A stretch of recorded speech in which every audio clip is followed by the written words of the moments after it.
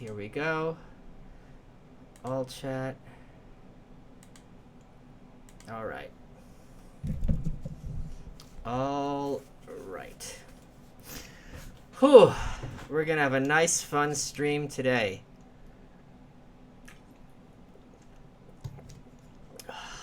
Let me get my dinner ready. We're going to give people a second. This is going to be a book club. This is an idea I had in another stream. We're going to do book clubs when I read a great book and then I go through it. So it's kind of like a little history lesson, which will be fun for the people because I'm a man of the people. Just going to give people a second to get in here. Going to go on a rant. Had a lot of fun on Twitter over the weekend. Yeah. Oof. Some of you people are amazing. Some, not so much. Okay, we got 44 people here. We're going to give it a second. We'll get to 100. It's going to be great. Tomorrow's Labor Day, so it's perfectly appropriate. We're going to be talking about Emma Goldman, who is a great heroine of labor. I hope everyone's having a great weekend. My next trip's going to be, we're going to Toronto at the end of the month, it looks like. I don't think there's anyone who has a show in Toronto that I should be on, but if there is, tweet at me, and I'll make that happen.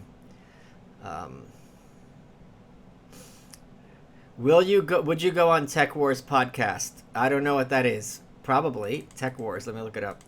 Are they annoying? Oh no, I can't do that. You know I'm gonna get in trouble.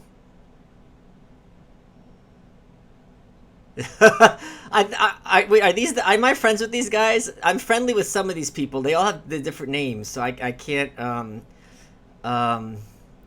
keep track of who's who. I'm sorry. Is this the one with whatchamacallit? DJ White Genocide? Who was his name? Sean, I think his name was. I don't remember.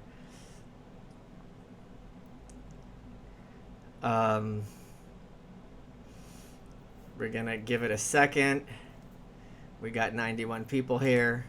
Then I'm gonna start ranting.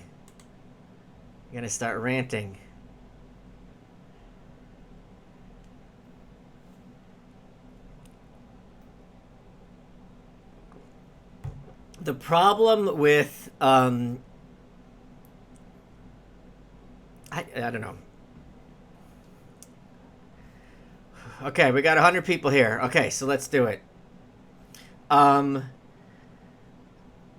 Okay, let me start the rant.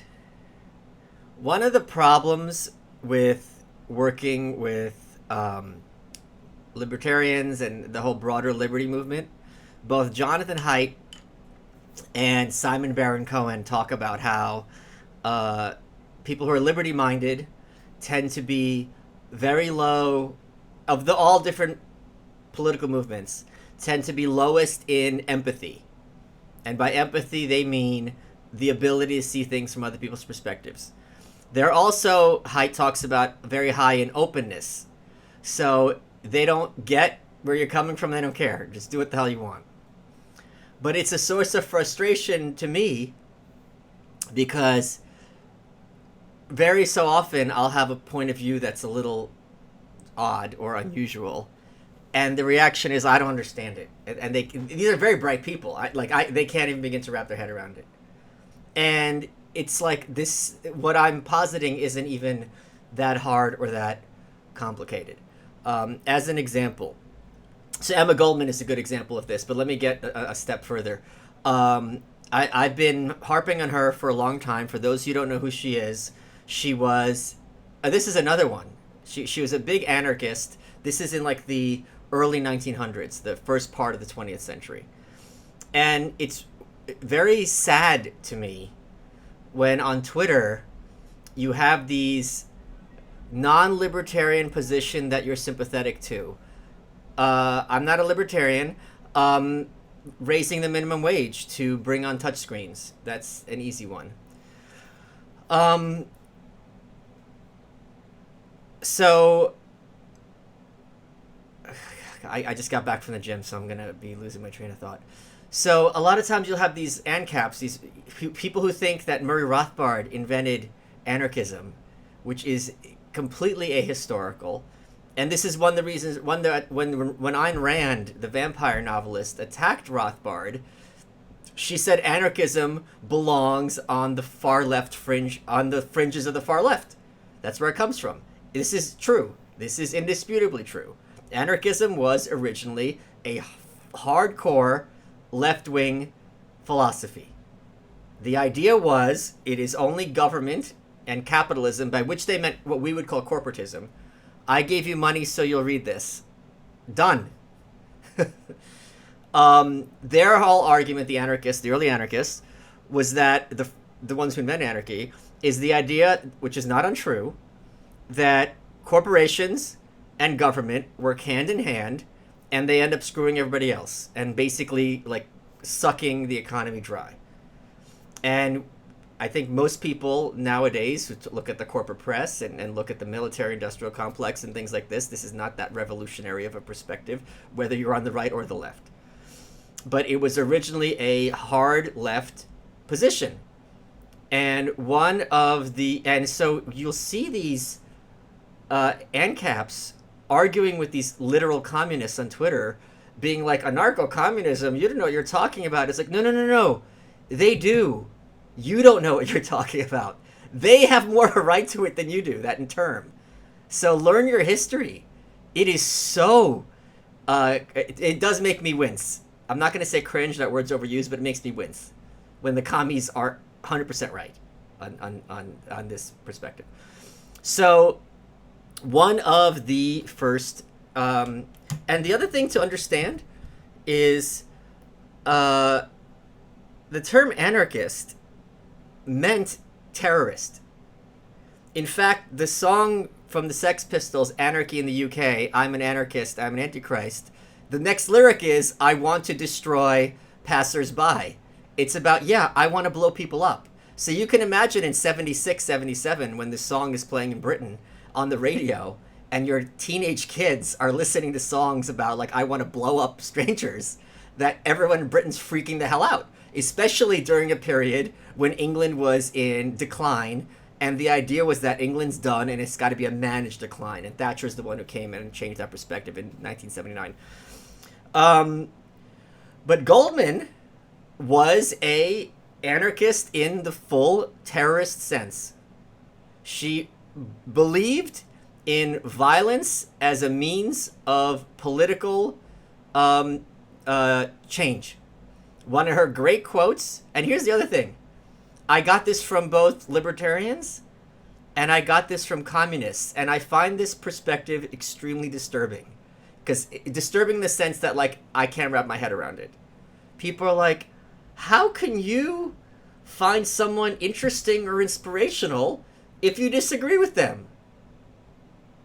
And it's like, I don't even know how to begin to explain things to you if this is something that you can't even start to wrap your head around. It is, have some shekels. Thank you, Chris. It is that's going to buy me a monster. And let me take a step back. There is a certain mindset that if I have this great tweet, which didn't get too wide, but I'm very proud of it, how it frames a concept. There are two types of people who, when they learn someone breeds guinea pigs, there's two types of reactions. Why would you want to breed guinea pigs? Or sit down and tell me everything.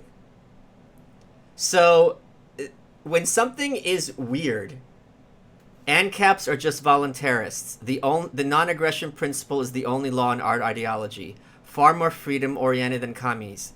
Thank you for explaining anarcho-capitalism to me. Jesus fucking Christ. I had people on Twitter explaining to me how roads would work outside of government. And then when I go, well, what about lighthouses? It's like, well, actually, lighthouses were originally private. Yeah, no shit. Yeah. Here, look. Watch this. Where is it? Fuck. I had a signed Murray Rothbard book in hands at arm's length. Literally arm's length. I don't know where I put it. Oh well, into the trash it goes. Anyway, that's Emma. Okay, so where did I put the book? Oh, I know where I put it. It's in the bedroom. Okay, so let's talk about the if you hear something, another one, there's a certain, Ayn Rand talked about something she called social metaphysics. I hate that term. I think it's not catchy at all. And the idea that she put forward as social metaphysics is people who get their reality from other people around them. And this is something I experienced an enormous amount of Bucknell, which coming from New York, I didn't see. And it's like, this is the music you listen to. This is the books you read. This is what your wife looks like. And anything outside of that is weird and wrong. Now, there's lots of people who are averse to new ideas and experiences, just on a psychological level. Tom Woods, the very failed podcaster, is an example of this. But with Tom, who is extremely bright, if you say, hey, I'm going to go see this play where everyone's covered in mayonnaise, it's not for him. He knows it's not for him, but he will be like, there's two types of reactions. Either, why would you want to see that? Or, tell me why you'd want to see that. Like, it's not my... Please read this in a... wait, let me do it. Please read this in a... I can't do the accent. I fucked it up, Logan. I'm so sorry. I'm so sorry. Okay. I can't do it. I'm gonna tear. I can't do context shifting, Logan. I'm sorry. And thank you, Chris. Another example of this was, and this is a broader point. Another example of this was I was on Twitter, and I was talking about how I'm gonna go get some cereal to eat, and someone was like, "Oh, what are you, Seinfeld or have you seen Peter Schiff at Occupy Wall Street?" I have not. Oh, why are you eating cereal? What are you, 5 or Seinfeld? And it's like, what if I'm older than a lot of you? Let me tell you something I learned that really, really, really, really is important. If someone in your life is there to denigrate or take away your joy, which is a very hard thing to find, run away from them as fast as possible. I'm going to go full Molyneux, Defoe them. These are, if the devil has a face, that's it. If you have joy in your life and it comes from your music or a book or a friend or an article of clothing, anything, there's a TV show you like that's dumb, but it makes you laugh, or it makes you smile, or makes you think, and someone's like, why are you watching that? That's terrible. They are horrible. I'm telling you, I'm going to do argument from authority. If you have any respect for me and my perspective as a person, did Kurt S. get a bit miffed over your Bush response? No, I think he was joking, Darren. It's fine.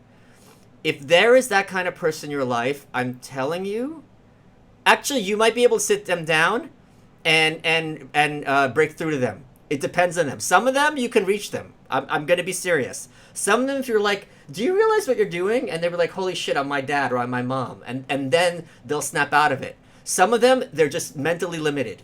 It's learning disabled.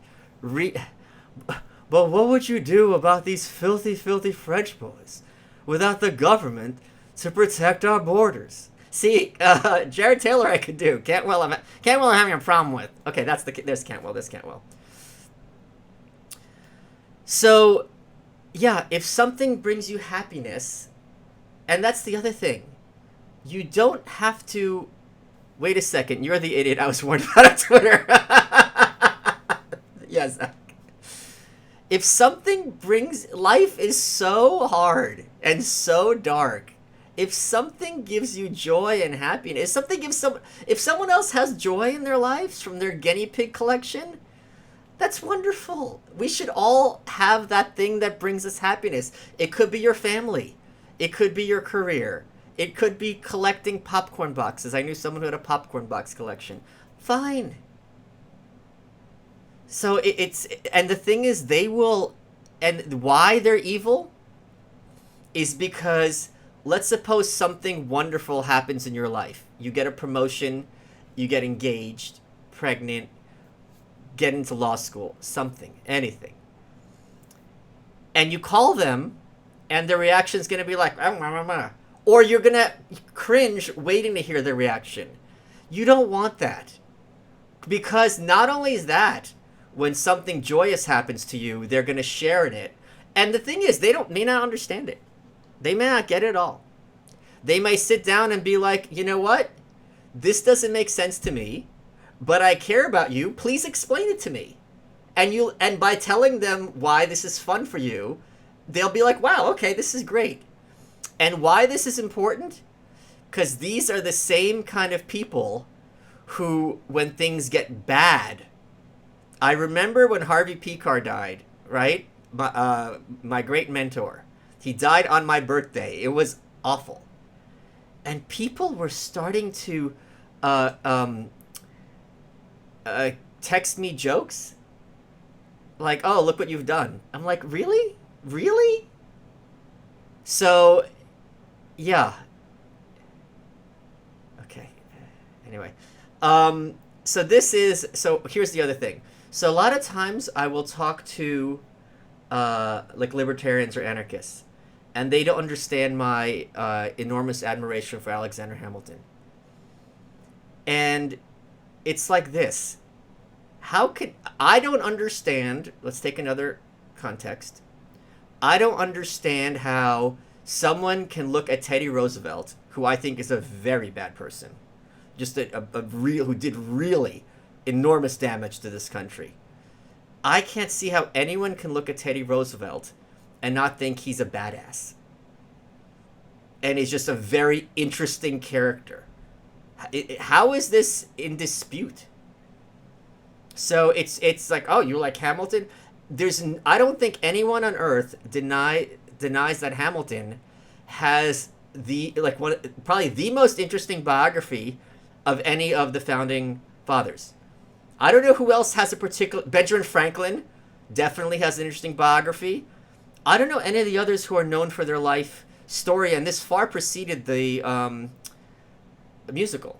He was known because it's this, like a movie drama. You got the first sex scandal. He's auditing the government by himself. He's this immigrant that everyone's spotting and making someone great. It's really weird. And so just now on Twitter, I have one of Alexander Hamilton's hair just hanging right over my head, looking at it right now.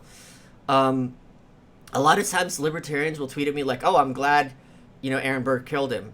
It's like, fine, you're entitled to your opinion. Do you think I'm going to talk to you further? I'm glad someone you idolize was shot. Okay, bye. Where are we going to go with this? It's so annoying to me. So Emma Goldman is another example of this. She was in many ways a horrible person. So I made some notes in this biography of hers that I read. Oh, here's the book, by the way, that was spite funded by you guys on Twitter. It's very appreciated. This was self-published. Mother Earth was her publishing house from New York. And this is a signed copy of her book, Anarchism and Other Essays. I have a digital copy, which I'm going to read. I'm not going to read this one. And there she is on the frontispiece. This is from 1911. Thanks for taking my mind off the hurricane that's currently barreling toward me. That's not a hurricane, that's karma. Okay. So, let me talk a bit about why she is awesome. During the early 1900s, once the Industrial Revolution hit, people had a lot more spare time. And the problem with the human beings is when they have spare time, they are going to start thinking things, and it's going to be like bong hits. It's like, hey, what about if blah blah blah? What about if like the government was a business, like stuff like this, right? So there were all these different intellectual movements at that period. Harry Potter, Narnia, or E. Nesbit Samyad series. Well, it goes E. Nesbit is amazing, and then Narnia, and Harry Potter I haven't read at all. No interest. So she came over from Eastern Europe, born in what was later Russia at the time. It was later Lithuania. It was Russia at the time. Russian Jewish. She met Alexander Berkman. Her first week she was here at a cafe in the Lower East Side. The address is not. It's funny. They all say it's on Sullivan Street, I think, but the address has gone to history. And they were young. The term wasn't around then, but like hipsters, they really thought they were going to change the world, and they did to some extent. And this was in the context. So, and it's funny because every movement.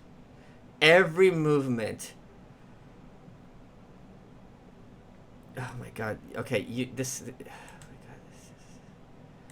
oh my God, you're so annoying. Every movement has splits. Thank you, Elias. Every movement has splits, and every movement thinks every other movement's a monolith.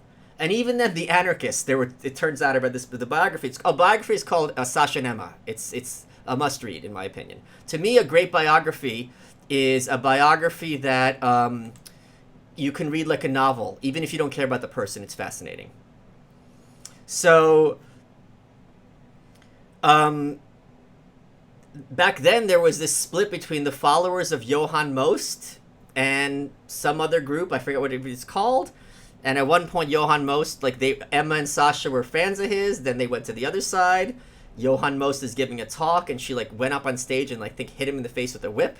So just really, really kind of interesting stuff. So let me see let me get the notes that I took from this book for you guys, and let me tell. So here's the big story of them. So during this time, you had the Hempsteads, the strike. First of all, there was this Haymarket massacre. There was this big riot in Chicago. All these anarchists were tried and put to death. They were martyred, basically, the Haymarket martyrs. That's what inspired her to become an anarchist, right? And there was this big strike in Pittsburgh. And what I learned from reading this book, this is the big Carnegie steel mill strike, which is talked about still in school. The strikers, some of the plants were unionized, some were not. And Frick, who was Carnegie's right-hand man, who was in charge of all this, he decided he's going to break the unions.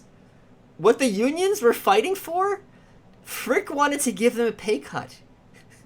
So they weren't even fighting for we want double our wages. He said, no, you're taking a pay cut. And they're like, dude, what the fuck? He's like, sorry about it, take it or leave it. So they're striking. Frick calls in the Pinkertons. The Pinkertons come on this barge. There's this violence. Pinkertons lose. A lot of people get killed. Maybe not a lot, but enough. It's this huge, crazy thing. And eventually, the strikers run out of money, and the union's broken. And they have to take a pay cut. And Frick is victorious. So, Berkman, Goldman's, bestie, he's like, you know what? I'm going to kill Frick.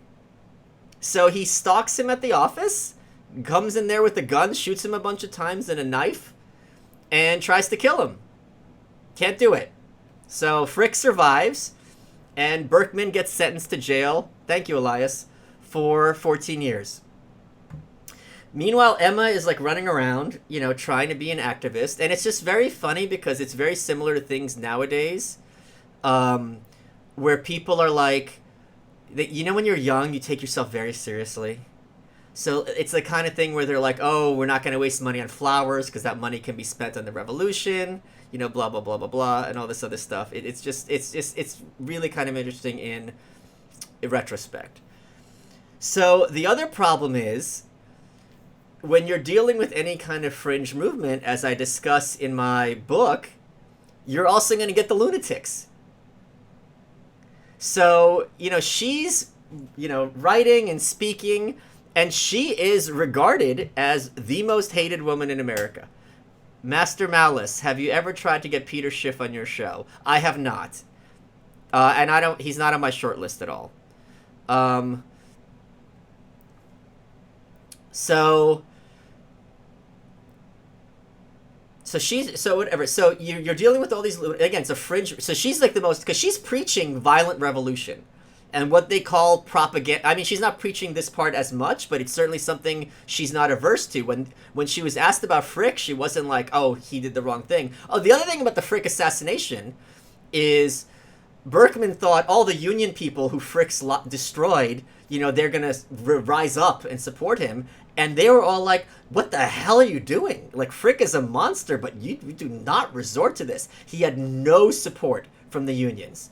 They thought he did more harm than good, correctly. He made Frick into a martyr despite not killing him. And they were like, you are not what we're about. I was curious what your thoughts were on Mark Fisher's Vampire Castle. I'm not familiar with that, with either him or that expression. Douglas Murray will be great. His book is amazing. It's on my shelf. Thank you, Sam. And thank you, Chris. So, yeah, so they were very shocked because they were naive. They thought, oh, we're going to have the propaganda of the deed and they're going to rise up and be like, yeah, you're awesome. And it's like, no.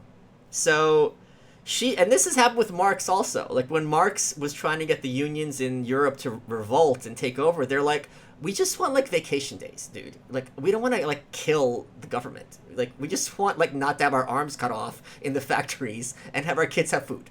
Like what are you talking about? Like they so this was like, it's really funny when you listen to these radicals trying to radicalize like who they think are their people, because it doesn't work because it's so, yeah. Anyway, so anyway, 1901, there's this like crazy person sniffing around anarchist circles, and she's like, yeah, okay, whatever. And he goes and he kills McKinley. He kills the president. And then it's like, oh shit. And Goldman didn't really care. She didn't think McKinley are, one way or another. She didn't think he was evil, but it's like, whatever. And, then there was this huge crackdown legally against anarchism. And not anarchism in the Murray Rothbard sense, in the sense of if you are a member of an organization dedicated to violent overthrow of the government. So in many ways, Goldman and Berkman were Antifa before Antifa. And they were more consistent. Thank you, Floyd. They were more consistent than Antifa because they really were anarchists. They're not sitting there for like universal health care. They were just like, yeah, we want complete freedom. Anarchism, what they regarded as complete freedom. So, again, she's not, no one really likes this woman. And she's not really making a lot of money, obviously. And they're living hand to mouth, so on and so forth. They have some donors. Then comes Woodrow Wilson, and they pass a law, come the World War I, and she starts speaking out about the draft and how, this is crazy and we should be fighting, the jobs of these, big corporations and why are we in Europe and all this other stuff. And they pass a law that if you're like fighting the government, it's like sedition, and they deport her and Berkman. This is after they've been in America for like 35, 40 years. So they send her back to Russia, Red Emma, the most hated woman in America. They send her back to Russia, and this is right after the revolution. And here's what's interesting. Before 1917, there were all sorts of different radical left-wing strands. Once the Bolsheviks took over, very quickly the left did wrap their heads, solidify, and they're like, all right, this is what we're trying. And we got to make sure this shit works. And basically this is our plan. We're all going to be Reds in this sense. She goes to the Soviet Union, and she sees her fellow anarchists, and these are people who are historically, uh, thinkers, great thinkers, and philosophers of anarchism and of the left, and they're getting locked up, tortured, and she goes to meet with Lenin, and he's like, "You can't have free speech in a revolutionary period," and she's like, "Are you?" She's like, this is the exact opposite of what we're for. Like, this is this they didn't have the word totalitarianism. She goes, "This is worse than the Tsar that you were so against." And he's like, "What are you gonna do about it?" So she gets out of Russia. She writes a book called, which they later retitled "My Disillusionment in Russia," and no one wanted to hear it on the left. You're talking about. They told her free speech is a bourgeois prejudice, just like that. And she's now kind of an anachronism. It's like, oh, please, Emma, we thought that 10 years ago. Now there's the Bolsheviks. This is the future. And it's like, what? She's like, are you kidding? They're like, yeah, you're outdated. This is the past. Blah, blah, blah, blah, blah. And it's just, and I had that quote. It was amazing. I had that quote where she says everything that Mussolini and Hitler did, they got from Lenin and Stalin. And I had commies coming up and saying, she never said this. Like, why are you surprised an anarchist would denounce Stalin? Like, what? It's amazing. So, yeah. So that, let me find some good quotes from this. Let me put them off. Oh, so this is the other thing. She comes back. They let her come to America for like 2 months only. The person who deported her was J. Edgar Hoover. That's how he got his stripes, by deporting Red Emma. This is the very young J. Edgar Hoover, and this is like he got this evil, most hated woman out of America. It's funny. So she publishes her autobiography. No one wants to read it. It's a failure. She goes on a speaking tour in America. No one cares. So when she dies in like 1940, she basically thought her life was in many ways a failure, and in some ways she's not wrong. So let me see if I've got some screen caps I took from this book. Oh boy, there's so many in here. Okay, there's way too many in here. Anyway, that's kind of the gist of it. I think anyone who is a radical, who is practicing what they preach, and it has their own sense of integrity over the course of their life, is really a very interesting figure. And if you read her writing, it's so strident and intense. And you also have to remember this woman was 5 foot tall. This little Russian, and oh, by the way, she did like her sex, and she talks a lot about that in her book, her autobiography, which people are would have been kind of scandalized about at the time. Let me see if I can find some interesting quotes from this biography of hers.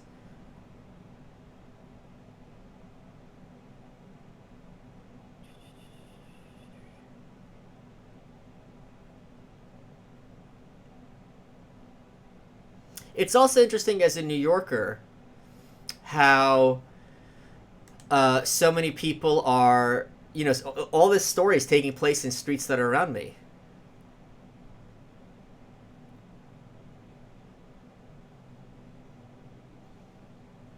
Anyway, that's kind of my spiel on her.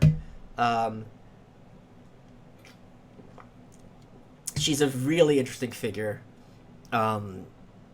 And the book was just excellent, She sounds like an alt-right stereotype. Well, she's a stereotype in that she was the first one to do all this stuff. Do you know what I mean? So she really is, in many ways, a caricature because she was influential. You know how when people hear a Beatles song and they're like, oh, I've heard this a million times. Yeah, because they did it first. So yeah, it's It's she's really kind of a cool cat. It's also really and again it's I don't know. I highly recommend this book. I highly recommend looking into her more. So here's another thing about her. Carl Hess uh, wrote ghost wrote Barry Goldwater's 1964 convention speech, which I mention in The New Right. He later became an anarchist, and he was the one who wrote the line, supposedly, that extremism in defense of liberty is no vice, moderation in pursuit of justice is no virtue. And this is like, oh my god. And he later became full blown anarchist, and he said, his quote. There's a documentary I watched on anarchism from like the early '80s, that everything that was good in Ayn Rand you can find in Emma Goldman. So she was, in many ways, and both the communists and the Randians would hate this, in many ways she was the Rand of her time.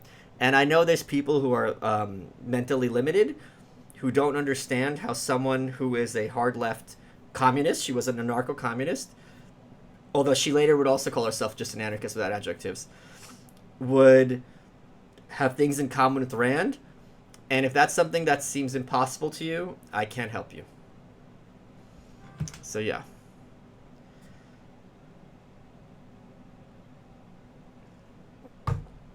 So it's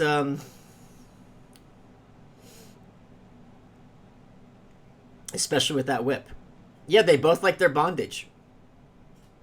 So yeah.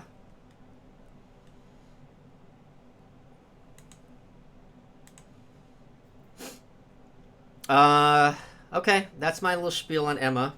I'll do another one when I've read this book and just talk about anarchism of that time versus anarchism of today, and how different it is.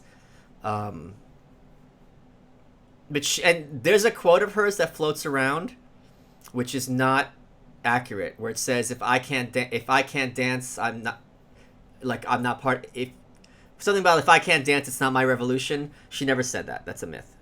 I thought Candace Owens was the Ayn Rand of her time. No, she's the Ayn Rand of our time. Yeah. Good times. Let me see if there's some more little things I marked off in the book. I should have done this beforehand. So by my count, with Emma Goldman, that's 3 Ayn Rands of their time. The other 2 being Candace Owens and Ayn Rand. That's true.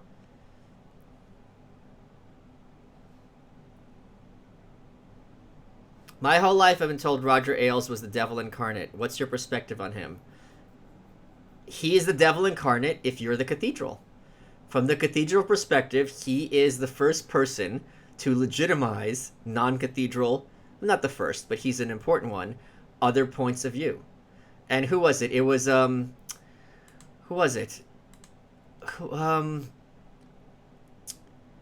It was Buckley, William F. Buckley, who is the devil incarnate, who made the argument that liberals like to believe that there's other points of view, but are shocked to find that people have them. So the idea that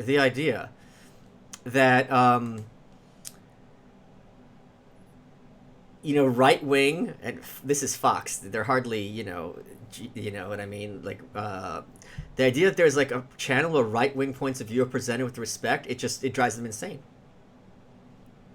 Let me see what else we have here from Emma.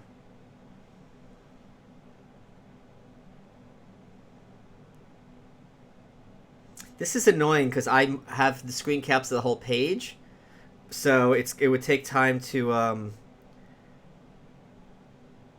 Oh, this is the one. So Johann Most, her early mentor. He was giving a talk at Forsyth Street. When he got up and faced the audience, Emma, and she's like 22 at this time, got up, confronted him, demanded he prove his accusations against Sasha. He refused to respond, called her hysterical. She leapt on the stage, drew a whip from her cloak, and slashed him across the face and neck, and when she had finished, she broke the whip over her knee and flung the pieces at him. So yeah, this is, call or text a girl after a date. What I like to do is say, hey, if you had a good time, make sure you drop me a line tomorrow. Then you could be full-blown autistic about it. Okay. –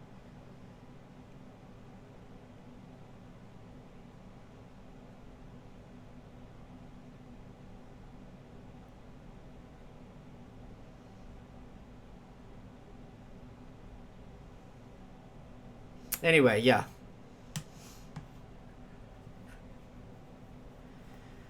Whew. What else did I want to uh, talk about? Hold on a second.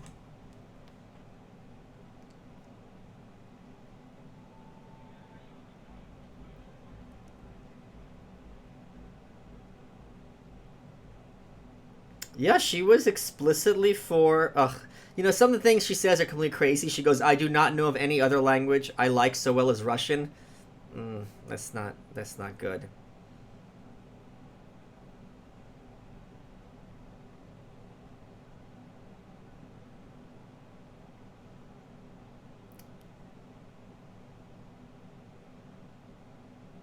Oh, so that's the whole thing. So when Kozlov shot um, McKinley, he said, "I'm an anarchist, a disciple of Emma Goldman. Her words set me on fire." And now she's like, "Fuck!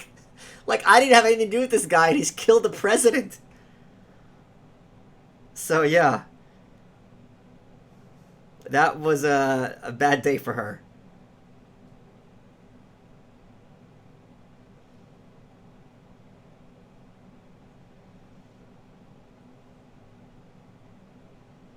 Oh, by the way, there's this guy Louis Ling who was one of the Haymarket anarchist martyrs, and he looks like he's from Williamsburg today. Let me pull up his picture from 1887. It's insane looking. It's like, holy shit, this guy's from 150 years ago? Look at this guy.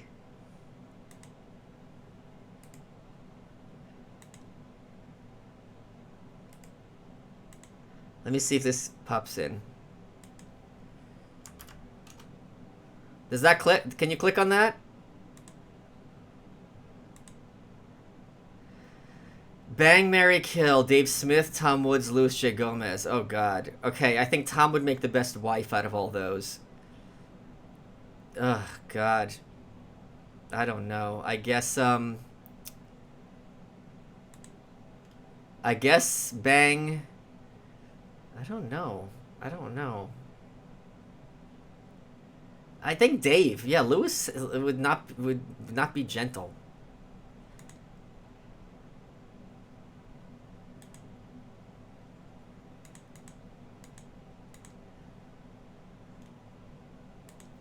Let me see what else we have in here.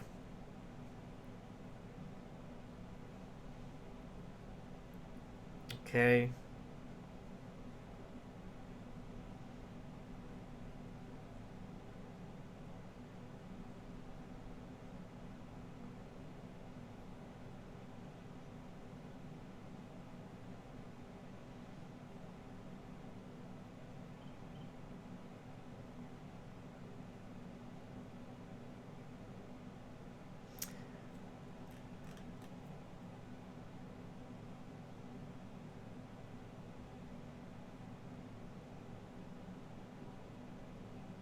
Yeah, they were friends with Jack London too. I love it with these little connections of historical figures.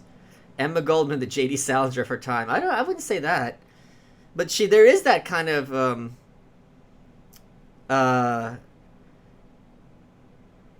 kind of like youthful, everyone's a phony kind of thing.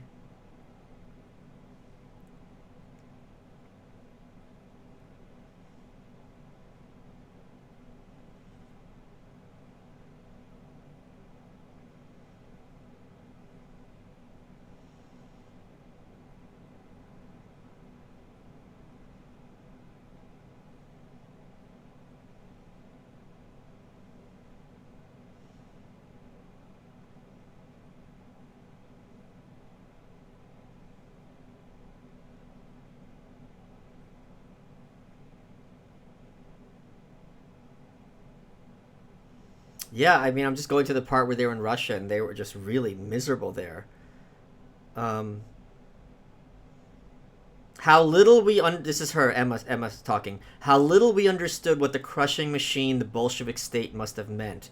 Now I know, after I myself have fought against the truth, that my friend spoke the truth. Yeah, she also liked young men. They talk about that here. It's so she also became friends with Ian Ballantine, who as an adult founded Ballantine Books, and Ballantine published Ego and Hubris. So that was kind of cool.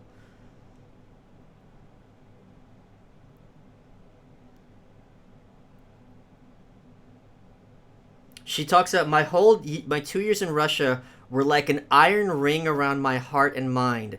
I see the ghastly thing in my waking hours, and try as I might, I cannot escape it. So she was the first lefty to really attack. Thank you, Dose Elephant. To really attack the Bolsheviks, and because of that, she was just dismissed. So she's very important in that regard, because she was the one who was like, what did you know and when did you know it first? When were you making these apologies for these people?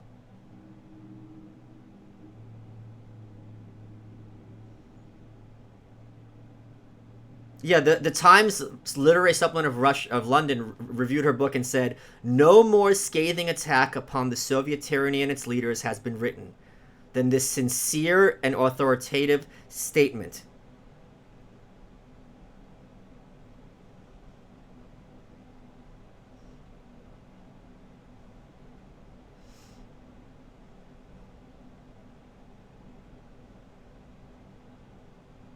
Oh, here's another one.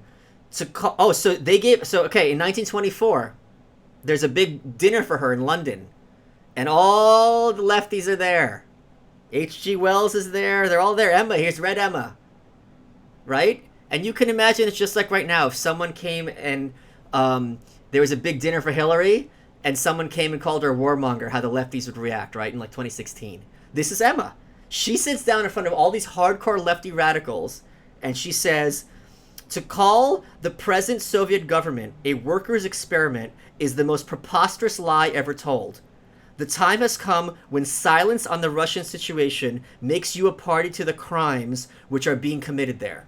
1924. She's calling these people out. I love that. I had that when researching the old right for my thesis.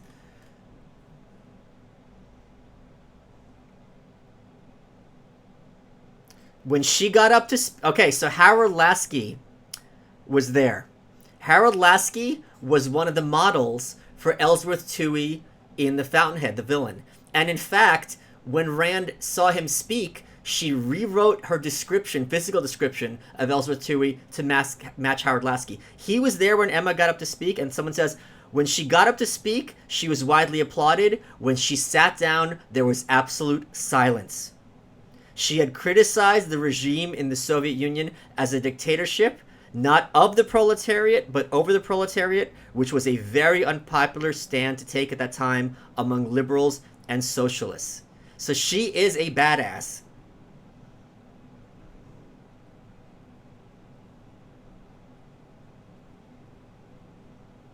This is what speaking truth to power really is. Like, you're this lifelong lefty, you're at a meeting of all these rich and powerful lefties, and you're like, fuck you, this is not what we're about.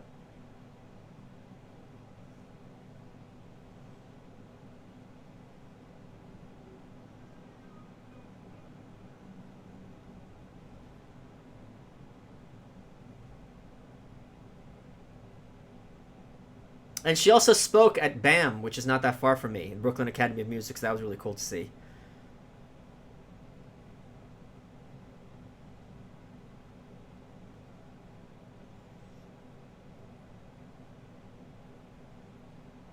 Yeah, so that's kind of it. Highly encourage this book. Highly encourage people reading more about her. Especially if you're an anarchist, you need to know your anarchist history. Um, and, oh, she's got this great quote. And this is just, they believed in direct action and the propaganda of the deed. And she said to the workers, because there was this big uh, depression before the Great Depression, she goes, if you don't have work, go to them and ask for, I'm fucking up the quote. If you don't have work, ask them for work. If they don't give you work, ask for bread. If they don't give you bread, take bread. So the idea that, like, okay, you don't have a responsibility to starve, but you should ask for work first, this is this is her ideology. So yeah.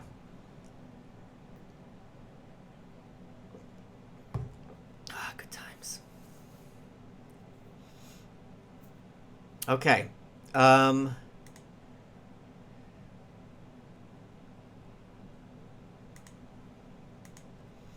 Sorry, back here. I'll never be able to say the idea that without the voice using you right. Thank you for that. Well, don't thank me. Thank Jared Taylor. Misname of book or author. It's called Sasha and Emma, and it's by Average. Uh, you can find it very easily. Let me. I'll give you the name right now. Hold on.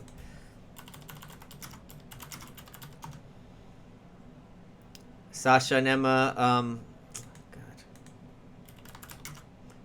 By Karen Average.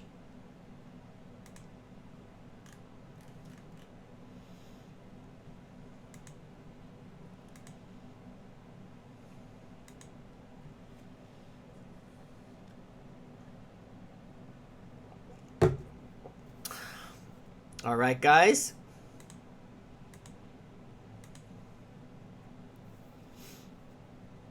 I hope you can now, if any of you still can't wrap your heads around how I find this person interesting or thought-provoking, I don't know what to tell you. And that's fine. But that's where we are. So hopefully some of you now can appreciate Ms. Goldman a little bit more. William Taylor was a brisk young sailor, full of heart and play, until he did his mind uncover to a youthful lady gay. Okay.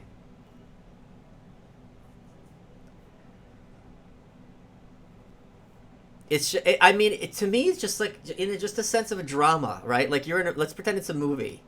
You're preaching this ideology, you know, and you're for violence as a means of social change. And then someone in the audience is like, okay, got it. And goes and kills the president. And you're like, fuck me. That is interesting. Do you get more turned on by people or ideas? I'm much more inspired by people, because that's when the rubber hits the road.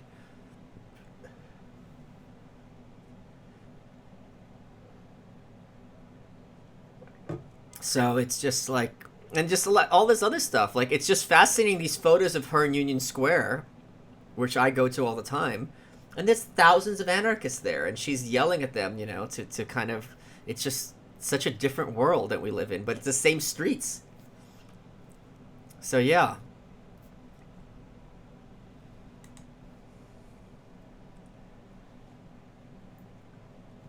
And I'm really glad that I spite funded this signed book. It's really appreciated, guys. Where are you buying Monster for $2 that doesn't sell dope, coke, and Lucy's? It's they do have the Lucy's. I don't know what dope coke is, though. Do you mean Mexican coke with the sugar? Chill the president. Why is that funny? Why is that funny?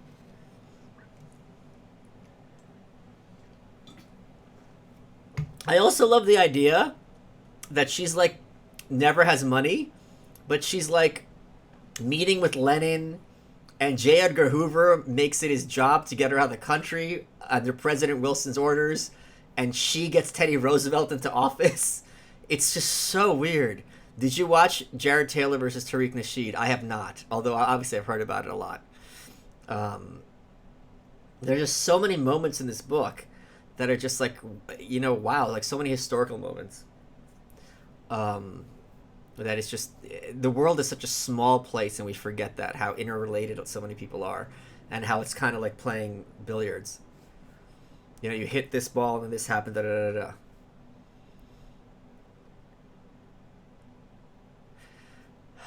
All right, guys. I think, unless there's anything else, I think I might. That's the other thing. Like, you know, people complain now about social media and censorship and all that stuff. True. These were people getting kicked out of the country and they raided her offices and destroyed all her files. Like, she's a publisher of a whatever you would have called Mother Earth, a newspaper. It's like a zine, I guess. They just destroyed everything. They're like, you can't send this through the mail. Like, you're not allowed to mail things.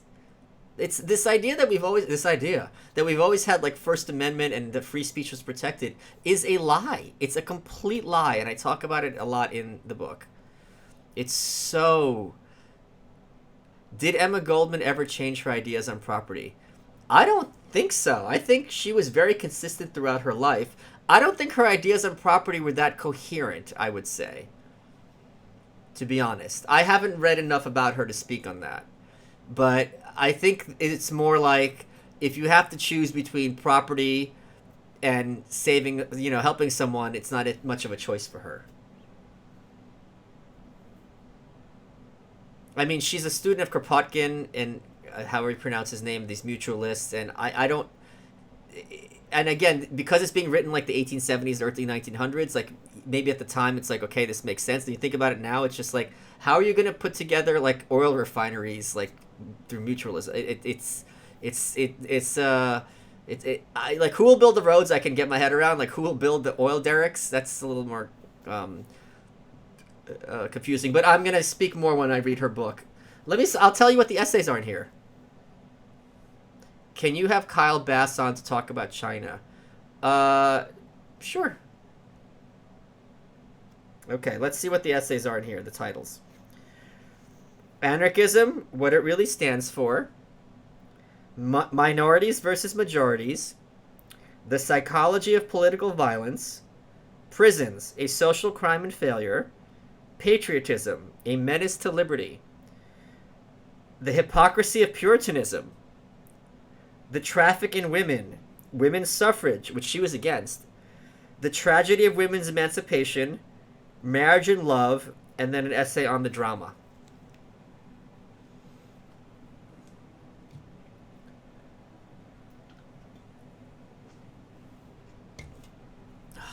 So that's going to be fun to read. I'm going to probably spite fund the book signed by Sasha Berkman, too. Whew. It's also really funny when the commies are like, she was a communist. She never spoke out about communism. There's a big difference that she very much saw between anarcho-communism and Leninism. And Lenin agreed. He killed them all.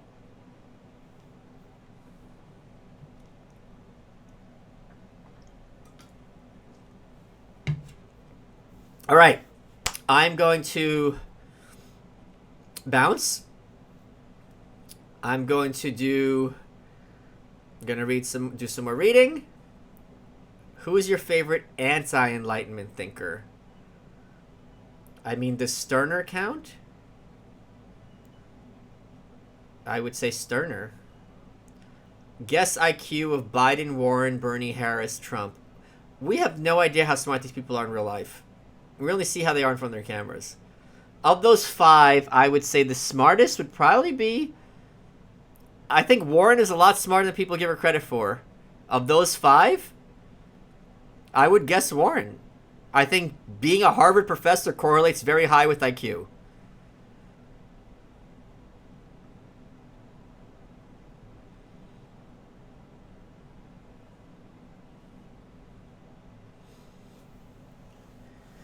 Whew. There's 400 of you here. 400 of you dopes.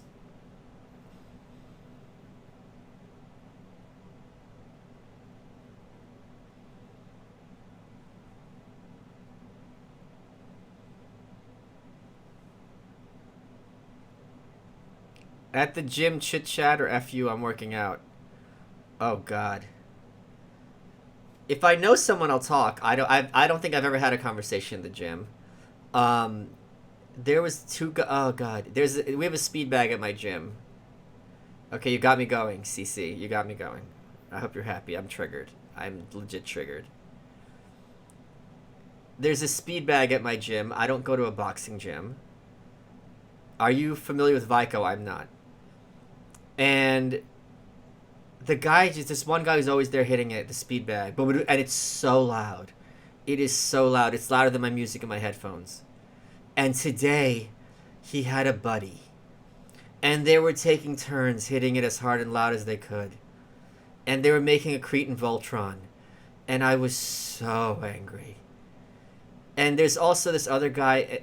I don't look. I know you go to a gym is not exactly the Ritz. It's not a place where classy people go.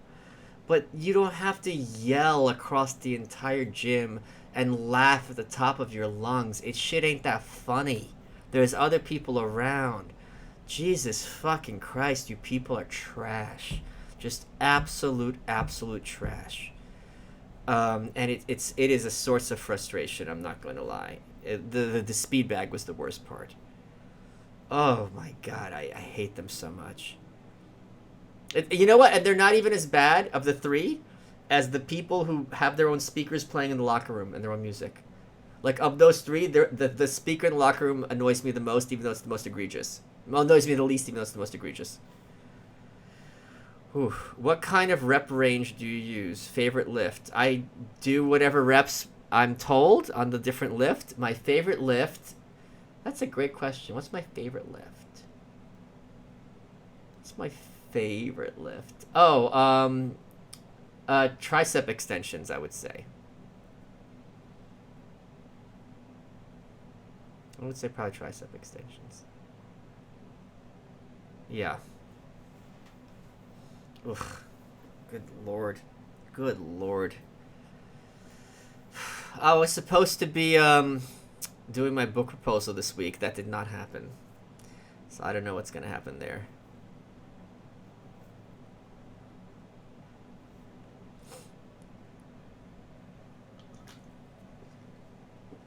Hanging out of order sign the speed bag. Thomas, I have thought about hiding it. I'm not joking. Because it's so fucking annoying. Would you name a podcast Mouse the Palace? No, because I'm not basic as hell. Oh my god, I've thought about hiding that speed bag. Would you ever... Oh, that speed bag. It just fucking drives me crazy. It drives me absolutely fucking crazy. And that's when I know what it's like to have even more autism than I do. When you're like triggered by sounds and you get all spurred out. Oh yeah. Oh yeah. Ooh. Good lord.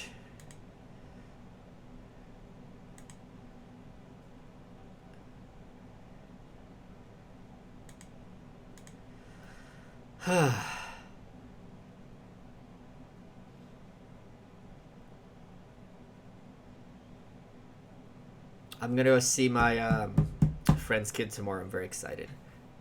Need a collab stream with Nick Fuentes. I met Nick when I was in DC. I don't think I think he likes me. He's never come for me. I don't got beef with him at all.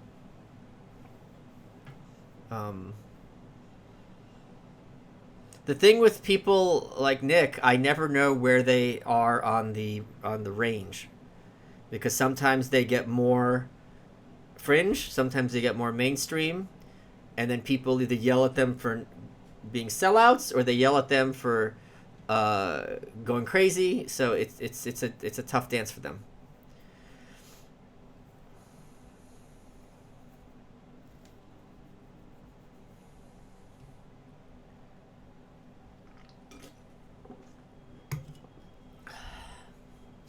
Ah, good times.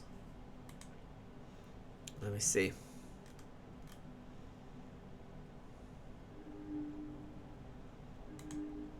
Imagine no possessions. I wonder if you can. I can't. Anarchy without economic freedom is not good. Comments?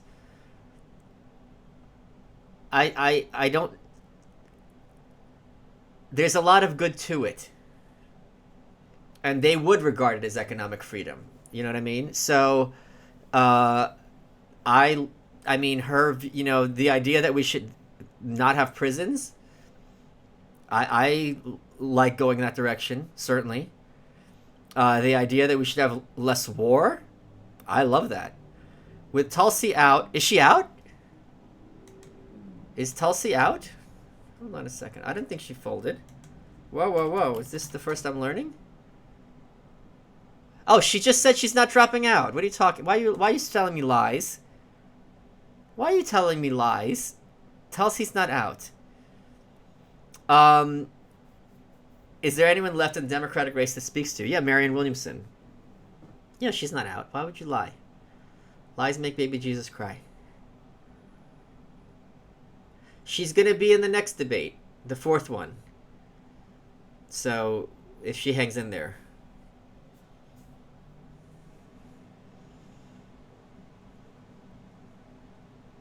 Can you imagine? That's the other thing about Emma Goldman. Can you imagine fighting all your life for anarchism? Right? All your life for the workers. 24/7.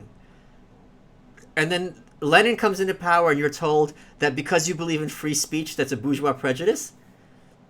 She must have felt like a complete crazy person. It's just hilarious. It's like, what? Are you? It's like, are you? It's like how all the after the Hitler-Ribbentrop Pact, Stalin's Hitler Pact, and so many of the communists like, wait, what? We're making a pact with Hitler? Wait, are you what? What? It's just it's like, are you? It's Hitler? Like Hitler? Yeah.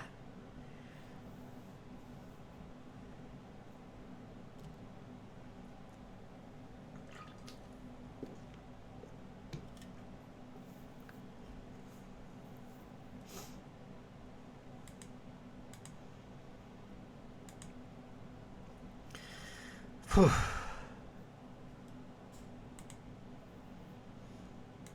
All right. It's always my long goodbye. I will see you all Tuesday. We have Dave Landau on You're Welcome, which is an excellent episode. Taped it already. And then we have Nightshade at night. I hope you could, if you watching this still can't understand why, you don't have to agree. You do not have to agree.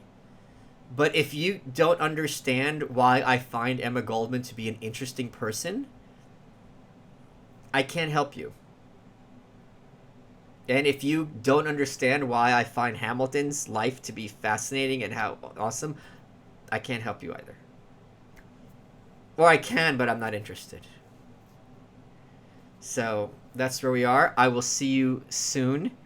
Thanks for the support.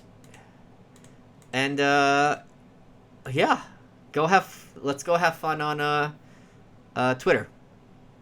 Take care, guys.